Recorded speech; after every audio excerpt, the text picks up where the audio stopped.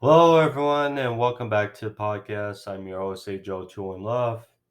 Back at again with your AEW Rampage review for last night's April 8th, 2022.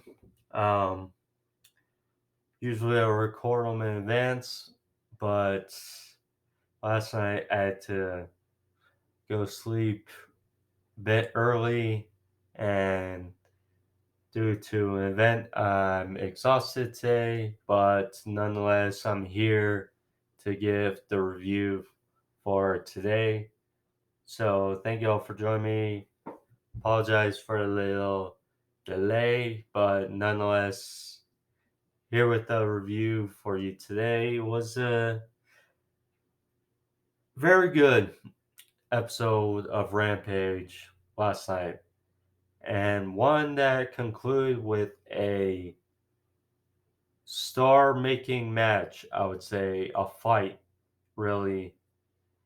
Jon Moxley and Willow Yuta. Now, for those who have been following up with AEW recently, you'll know that one of the rising stars of AEW television is Willow Yuta. Willow Yuta is only 25 years old. He has mixed it up with some of the best in AEW. He is under the tutelage of currently the best friends, Chuck Taylor, Orange Cassidy, Trent, and if or not, Danelson. But he's been under their tutelage, but recently he's obviously taken a liking into the Blackpool Combat Club, trying to get their respect and be admitted into the club as well under William Regal. And last week on Dynamite, Will Yuta and Bryan Danielson had a hell of a match. And then last week at Ring of Honor Supercard of Honor against Josh Woods, Will Yuta became the new Ring of Honor Pure Champion. So it's been one heck of a week for Will Yuta. Could he continue that momentum? He certainly did. Although he didn't win in the scorecards, he definitely won uh, something else. Something else. But yeah, but we also had a good match between Bryan Danielson and Trent Beretta. The ongoing feud between Hook and Danhausen, and news of a bombshell of a match for Dynamite, which I'll get into in a bit. But thank you all for joining me. If you're new to the podcast and if you want to see more pro wrestling reviews, you can find those on the homepage, um, in the subscriptions. Posted my Dynamite review on Thursday, and I reviewed Ring of Honor Supercard of Honor on Sunday, so you can find that as well. But Rampage start off with Bryan Danielson and Trent Beretta. This was a solid match. You know, Bryan, how good he is, one of the best in the world. Now in the Blackpool Combat Club against Trent Beretta, who's no joke in his own right. Uh, Very good wrestler, one half the best friends. But this was kind of a upstaging moment, or at least try to, for Trent Beretta upstaging Willow Yuta, who can get the job done versus Bryan last week. Still a solid match though. So one good spot. So Bryan went for a suicida on the outside, was caught and got hit with a Saito suplex on the outside. Then Trent went face first into his steps on the outside. Trent back in the ring, his superplex. Bryan hit, a shoulder capture suplex for a near fall. Trent, this was a bit of a scary spot of the match. So we know Bryan and his concussion issues. How obviously he was forced to retire in 2016 due to concussion problems. But so Bryan went for a top rope back suplex, but Trent countered, flew over, went for a crossbody, but instead came hard on Bryan's head and his shoulder, but followed up with a near fall. Trent then followed up with a half and half suplex, followed with a big lariat for 2. But Bryan ultimately took the match with the running knee, a pile driver. He stomped Trent's head in and then locked in the bell lock. And Trent passed out. And just like that, Bryan gets the victory over Trent Beretta. Good match to open the show. And of course, the attention detail as far as Trent returning from his neck injury a year ago.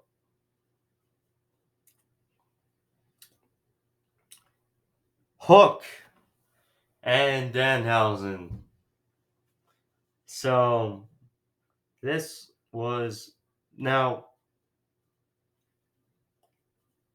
I like it because you don't want to overexpose Hook. That's what I'm ultimately grasping from this. Hook, again, is so young, so very popular, but you don't want to overexpose him in the ring. So, a reporter tried to get a word in with Hook backstage in the locker room area. Hook didn't oblige, did not say a word. Danhausen, who's been ticked off at Hook for Hook not, or pretty much breaking the curse of Danhausen. He's tried to curse him multiple times the last number of weeks, but it hasn't worked. So this time he tried surprising him in a trash can, or out of a trash can, and attempted to curse Hook once again, but nothing happened. So Hook, now I looked away, so not sure if Danhausen was eating Hook's chips, because we know Hook loves chips. So instead he was eating chips in the trash can. So Danhausen, Hook, you know, Danhausen, you know, I understand that he's gotten a lot of backlash since joining AEW, simply because, you know, he's loved across social media and the internet. You know, he's a character. He's not really serious. He can wrestle. He has wrestled many times. Speaking of which, Ring of Honor. But the money with him is with these skits, with the comedy. So, and that's obviously helped Tony Khan and AEW sales. So, I mean, I don't mind it as long as it doesn't get too outlandish with the comedy.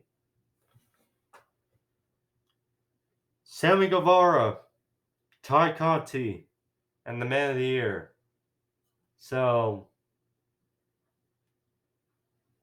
Dan Lambert, who's all great to hear.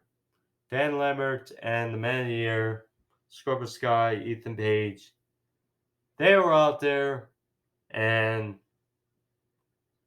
they were confronted by Ty Conti and Sammy Guevara. Now, we know this is a tape show. We know Rampage is mostly taped. You know, if that wasn't obvious when Hangman said on Dynamite that next week for Rampage it's going to be a live Rampage at a different time, though, at a different time. So, but we know this tape show, and we knew with some of these reactions that we got in this segment and the Willow Nightingale Red Velvet match, it became apparent. And, you know, it's obvious because Sammy Guevara, and I've mentioned this many times, Sammy Guevara, Ty Conti, they're good as individuals. In the ring, you know, they're alright on the mic. But together, they're just not working as a babyface couple. You know, separates, they're fine. But bringing their relationship together is not helping their cause. And you can tell some were booing. I mean, we've seen it on Dynamite. They get booed. And it sounds like the boos were chimed out during this segment. And Sammy Guevara, Ty Conti, sell lay to the claim that they want a match with one of the Men of the Year and Paige Van Zandt. And they said that last week the car was just the first statement, and until they get their match, more is to come. You know, this puts Battle of the Belts in a basically weird spot because it's like, okay, so a world title match that is not going to take place on Battle of the Belts. It's going to take place the day before on Rampage, which apparently Battle of the Belts is going to be taped right after. So there's that. You have Thunder Rosa versus Nyla Rose for the Women's Championship.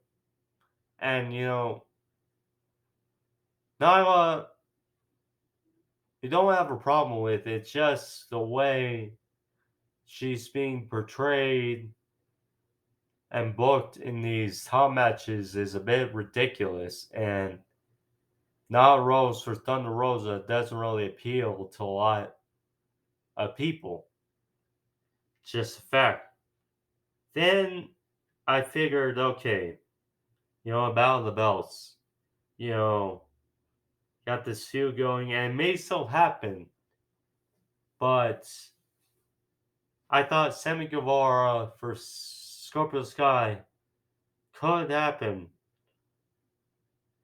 at Battle of the Belts, but that also may not happen considering Sammy and Ty's campaign for a mixed tag. So, I mean, Ethan Page even said to his daughter that he hopes she doesn't turn out like Ty Conti. You know, it is what it is. Like and separate together, they're just eh. Moving on. Swerve Strickland. Swerve. You know,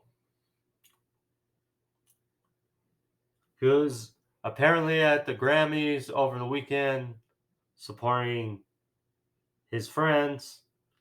Of course, on Wednesday, he and Keith Lee got ambushed by Team Taz in the locker room. But here he faced off against QT Marshall. Pretty simple match, although it was a little confusing seeing Chris Jericho reward QT as his pro or sports entertainer of the week. But oh well. So Swerve won here with a leaping flatliner, punt kick to the back of the head. 1, 2, 3. Swerve gets the victory. Afterwards, Ricky Starks, who was on commentary, he said to shut his music off. Noted that he, Swerve, Hobbs, and Keith Lee still have business to take care of. So he challenged Swerve to a tag team match on Wednesday, Dynamite to New Orleans. Ricky Starks and Hobbs versus Keith Lee and Swerve. That's a hell of a match. A hell of a match. Although I'm curious to see who gets over in this match because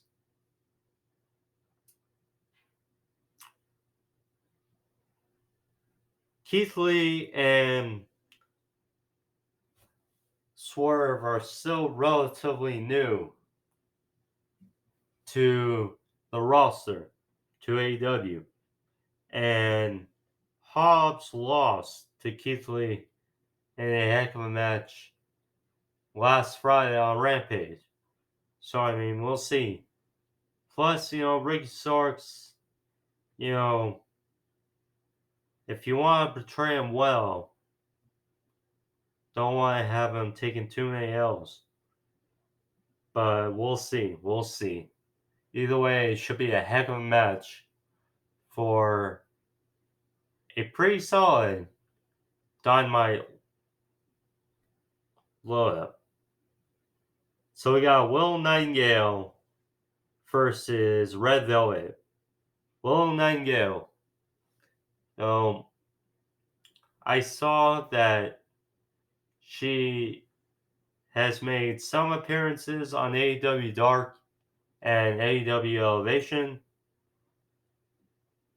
But so she went one-on-one with Mercedes Martinez last Friday at Supercard of Honor in the interim women's championship match and lost, but still had a good showing.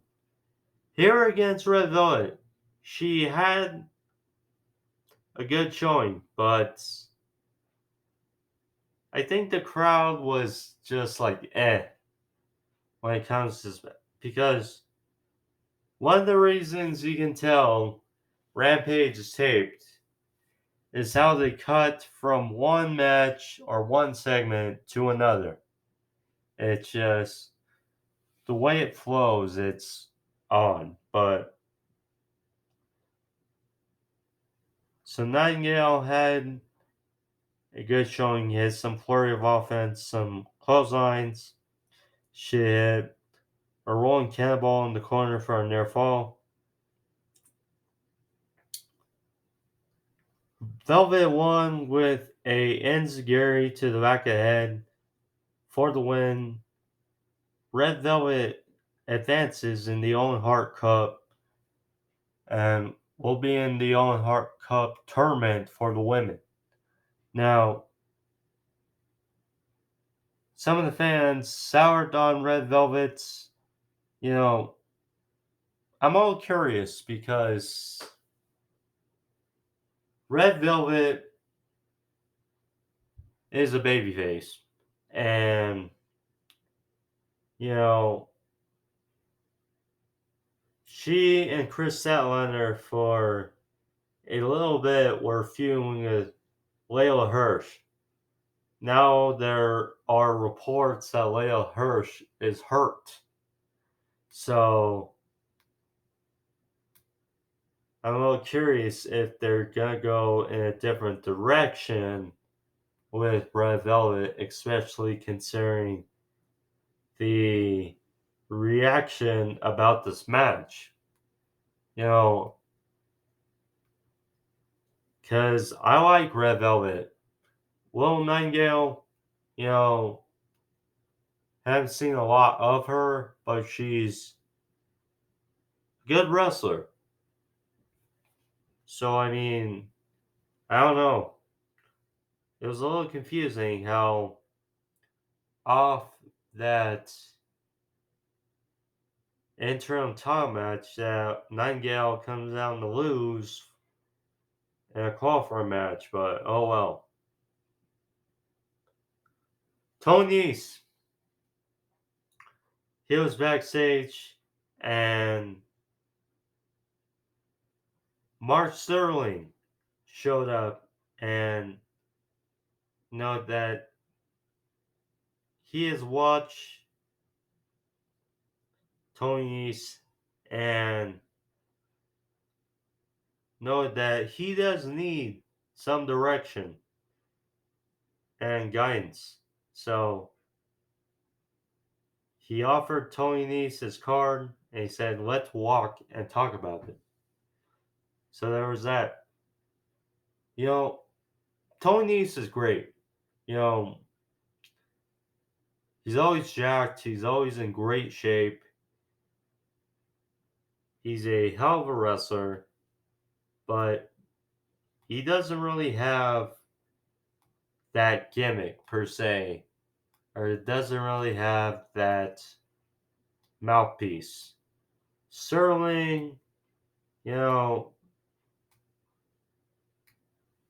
isn't great, but he's done a bit for Jade Cargill.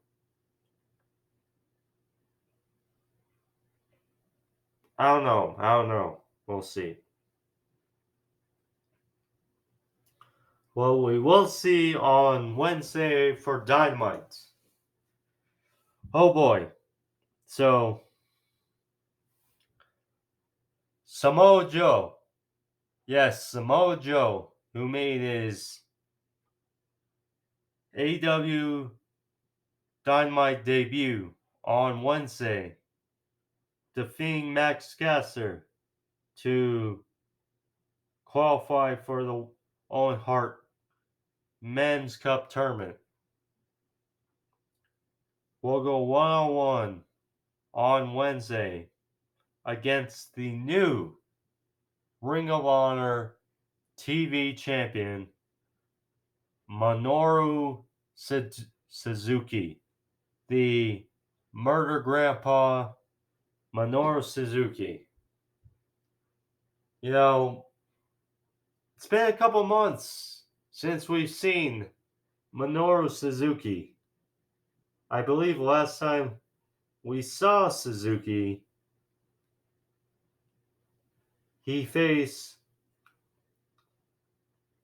Bryan in a great matchup on a buy-in for Rampage a couple months ago. That was the last time we saw Suzuki on AEW television. Either that or, yeah, it was either that or the tag team street fight between him and Archer versus Moxley and Kingston. But either way, great to see Suzuki back on AEW television. You know, I'm curious because Samoa Joe just made his AEW debut. And of course, he showed up as Supercard of Honor last week. So I'm curious because Suzuki also just won the Ring of Honor Television Championship. But of course, it's his first American championship. And of course, we know Suzuki is mostly of New Japan Pro Wrestling. So perhaps it's a short lived title reign for one Minoru Suzuki. Either way, it's going to be a great big fight feel on Wednesday. I mean, you're already pumped for a Samoa Joe match, and he's not even fighting against a guy who's primarily of AEW. It's just very good. Main event. Main event. This was, you know, Moxley is a fighter. Moxley is a fighter. He will. It doesn't matter who he faces. He will bring it. He will make matters miserable for whoever he faces against Yuta, because Yuta had gained the respect of Bryan Danielson and William Regal. But the one guy he had to convince was Jon Moxley. And boy, was this something. So Moxley made his way for his entrance, his usual entrance. Gets out ringside. Yuta sprung out the ring like a cannon. He sprung out the ring with a suicida, surprising Moxley, and he took the fight to Moxley, and they were really going at this match. So they were fighting in the crowd, fighting, near the barricade, and Yuta had Mox on the ropes to start. They got back in the ring though. Yuta hit some big chops, so it was met with a big boot by Moxley. Yuta was busted wide open against the steel steps. I mean, wide open. Crimson Mask was Yuta. And it just added to this scenario. So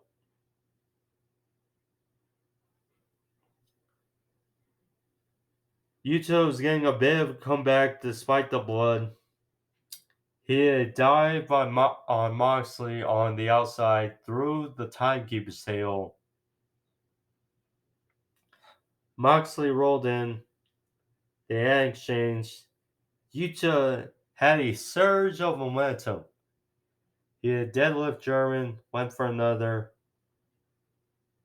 met with some strikes from Moxley, but countered to an Olympic slam by Yuta.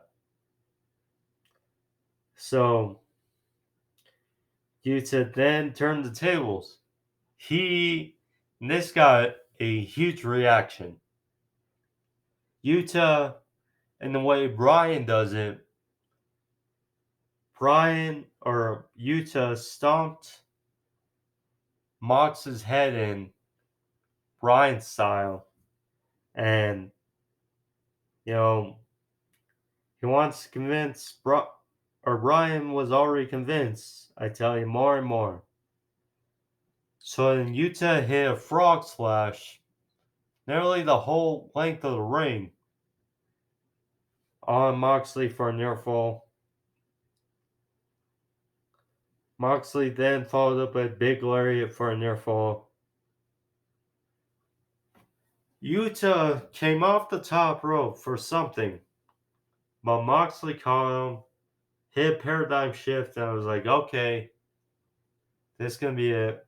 1, 2, nope. Yuta fires out with only a near fall. A near fall. Yuta kicked out of the paradigm shift despite being busted open. So they're exchanging again. So Moxley tried using the bulldog choke, but Yuta would not give up. He would not tap out. So he got out of it. Locked on a bulldog choke of his own. But Moxley would not give in. Moxley had blood, Yuta's blood, all over his arms. So he hit another paradigm shift, which again, this one was high though. There was more like a Death Rider by Moxley. But it was not the finish of the match. 1, 2, nope. Yuta kicked out of not one, but 2 paradigm shifts. And then right away, Moxley walked on a rear naked choke, and Yuta passed out. And just like that, Moxley gets a narrow victory over a very game Willow Yuta. Now, kicking out multiple paradigm shifts or a paradigm shift and a Death Rider, depends who you are. But either way, a little much for me. But either way, great moments for Yuta. You know, what you love and what you can tell about AEW, they are about their future. They're about their new stars. You know, we saw on Wednesday with Wardlow. We're seeing it also in the Jericho Appreciation Society with Daniel Garcia. And we're seeing here with, or we're seeing it as well with MJF, Darby Allin, etc. And we also saw with Willow Yuta. So, I mean, hats off. Afterwards, Bryan and Regal came into the ring. Looked like they were going to continue the beatdown on Yuta. Yuta was edging them on, begging for it. But instead, Regal extends his hand. It was not a slap to the face. It was a handshake. And William Regal and Will Yuta shook hands in the middle of the ring. And then Moxley after said to Yuta, said, now the real work begins. What a week. What a week and a half for Will Yuta. Has a heck of a match for Bryan. Wins the Ring of Honor Pure Championship. Loses in a hell of a match for Jon Moxley. I mean, the momentum they're boosting for Will Yuta cannot be overstated, and you love to see it. You love to see the new stars get some shine, and clearly they see something and Will Yuta. Otherwise, they would not be going with this for them. And some people ask, well, why was this team made, or this alliance made between Moxley and Bryan? Well, this was one of the reasons why. To get a guy like Will Yuta over, to get people invested in him, to showcase his skills. And, a hell of a way to do it. A hell of a way to do it in 2 matches. Just 2 matches alone. Very good, very good. Overall, a solid episode Rampage. Nothing too spectacular besides the main event. But yeah, one heck of card. And we got one heck of card on Dynamite. We got the Trios match. Jericho, Hager, and Daniel Garcia versus A. Kingston and Santana Ortiz. We got the tag team title match between Jurassic Express and Red Dragon. And then we also got Minoru Suzuki versus Samoa Joe. Will Sanjay Dutt and Jay Lethal have a word to say about this match? We shall see. But either way, good stuff here for AEW. Get some more qualifying matches in the weeks to come for the Owen Hart Cup tournament. It's looking solid to start for both sides. Samoa Joe, first guy to qualify for the men's side. On the women's side, so far you got Jamie Hayter, Tony Storm, Hikaru Shida qualified on Wednesday. And then you also got Red Velvet. So, heck of a lineup thus far. But we'll see more in weeks to come. But nonetheless, that's the episode, guys. I hope you guys enjoyed it. I did as well. If you did, click that like, show the video some support, as well as the subscribe to help out the channel. But thank you all. Be safe. I'm Joe Tune Up. See you guys next week. Adios. Peace.